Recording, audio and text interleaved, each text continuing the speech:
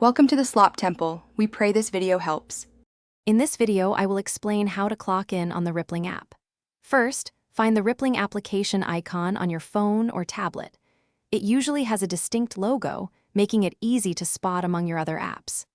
Give it a tap to launch the program, and be sure your device has a strong internet connection, as the app requires this to function correctly. This ensures your time entries sync without a hitch, right from the start of your day. Once the Rippling app is open, you might need to enter your login credentials, like your username and a secure password. After successfully logging in, navigate to the main dashboard. Look for a clearly labeled section, such as time and attendance or timesheets. This area is specifically designed for managing your work hours, and it typically shows your current status, whether you are clocked in or out, at a glance. Now, locate the prominent clock in button within the time and attendance section. Simply tap it to begin your work period. The app might ask for location permission or prompt you to confirm your current site, especially if your company uses geofencing to verify your presence.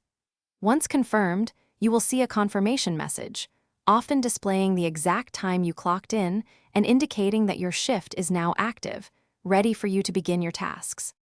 After you clock in, always take a moment to verify that your clock-in was successful. You should see your active shift duration or the clock-in time displayed prominently on the app's main time tracking screen. If you experience any problems, such as an error message or the clock-in not registering, contact your manager or human resources department right away. Regularly updating your Rippling app to its latest version can prevent common issues and ensure smooth operation throughout your workday. Thanks for watching. Consider subscribing if we helped you.